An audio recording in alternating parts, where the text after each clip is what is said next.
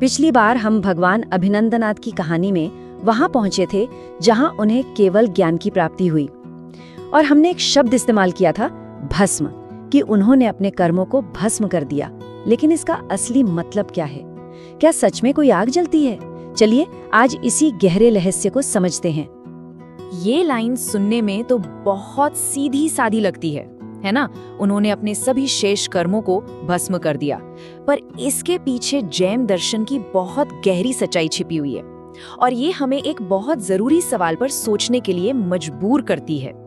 तो कर्म को भस्म करना मतलब ये कोई असल की आग नहीं है, ये आत्मा के अंदर होने वाली एक डीप क्लीनिंग प्रोसेस है। और इसे समझने के लिए हमें पहले ये जानना होगा कि आखिर जलाया क्या जा रहा है। देखिए, किसी भी प्रॉब्लम को सॉल्व करने से पहले प्रॉब्लम को समझना जरूरी है, राइट? तो आत्मा के ज्ञान वाले सूरज को वो कौन से बादल हैं जो ढक रहे हैं? इन्हें ही कहते हैं घातिया कर्म। इन्हें घातिया कर्म इसलिए कहते हैं क्योंकि ये आत्मा की जो नेचुरल पावर्स हैं उन पर सीधा घात करते हैं, मतलब हमला करते हैं। आप ऐसे सोचिए कि आत्मा एक चमकता हुआ सूरज है और ये कर्म उन घने काले बादलों की तरह है जो उसकी रोशनी को हम तक पहुंचने ही नहीं देते। जरा सोचिए, ये 4 तरह की जो कर्म धूल है वो हमारे साथ करती क्या है? पहला, ज्ञानावरण, ये हमारे ज्ञान पर ही पर्दा डाल देता है। फिर है दर्शनावरण, जो हमारे परसेप्शन को, हमारे सही देखने की क्षमता को धुंधला कर देता है। तीसरा, मोहनीय कर्म, जो हमें भ्रम में, मोह में फंसाए रखता है। और चौथा, अंतराय, ये तो हमारी स्पिरिचुअल एनर्जी के रास्ते में एक दीवार बनकर खड़ा हो जाता है। और जैसा कि नाम से ही पता चल रहा है, ये घातिया कर्म आत्मा की सबसे कीमती चीजों पर ही घात करते हैं। हमारी 4 इन्फिनिट पावर्स, अनंत ज्ञान, अनंत दर्शन, अनंत सुख और अनंत वीर्य यानी एनर्जी, ये कर्म सीधा इन्हीं चारों को अपना निशाना बनाते हैं। तो ठीक है, अब हम दुश्मन को जान गए हैं, ये 4 घातिया कर्म। पर सवाल ये है कि इन्हें हटाया कैसे जाए? इसका जवाब एक बहुत ही पावरफुल प्रोसेस में छिपा है, शुद्धिकरण। ये शुद्धिकरण होता है शुक्ल ध्यान की अवस्था में, और ये कोई नॉर्मल मेडिटेशन नहीं है। ये चेतना की वो अल्टीमेट स्टेज है जहां मन इतना फोकस्ड हो जाता है, इतना पावरफुल हो जाता है कि वो सचमुच कर्म की परतों को भस्म कर सकता है। और ये विनाश भी एक बहुत सिस्टमैटिक तरीके से होता है।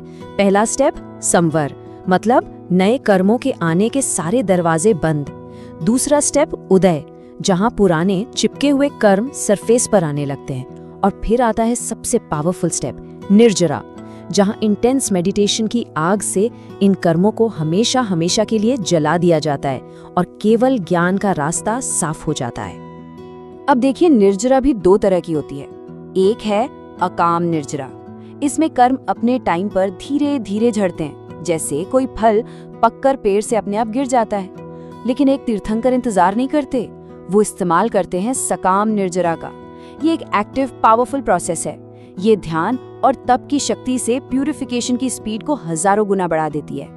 और जब ये प्रोसेस पूरा होता है, जब कर्मों की आखिरी धूल भी साफ हो जाती है, तब हम उस अल्टीमेट मोमेंट पर पहुंचते हैं जिसके लिए ये सारी यात्रा थी, अनंत ज्ञान का उदय। जैसे ही उस आखिरी घातिया कर्म का पर्दा हटता है, आत्मा अपनी प्योर इन्फिनिट फॉर्म में प्रकट हो जाती है। ये कोई धीरे धीरे होने वाला चेंज नहीं है, ये एक पल में होता है, एक झटके में। अंधेरा गायब और सिर्फ रोशनी रह जाती है। इसी स्टेट को कहते हैं केवल ज्ञान। ये कुछ नया सीखने जैसा नहीं है कि चलो एक और किताब पढ़ ली, नहीं। ये तो आत्मा का अपने असली सर्वज्ञ नेचर में वापस लौटना है, उस स्टेट में जहां वो हमेशा से थी, बस कर्मों से ढकी हुई थी। और जिस आत्मा को ये ज्ञान मिल जाता है उसे केवली कहते हैं। एक केवली के लिए टाइम और स्पेस की कोई बाउंड्री नहीं रहती।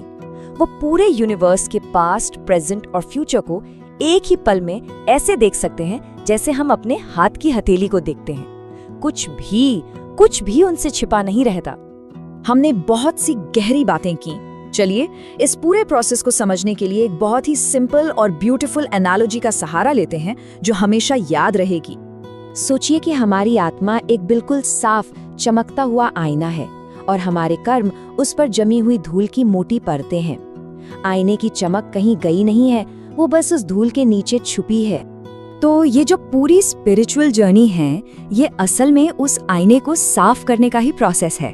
और जब ध्यान और तप से धूल का आखिरी कण भी हट जाता है, तब वो आईना यूनिवर्स की सच्चाई को परफेक्टली रिफ्लेक्ट करता है। यही परफेक्ट, क्लियर, इन्फिनिट रिफ्लेक्शन ही केवल ज्ञान है। जय जनेंद्र।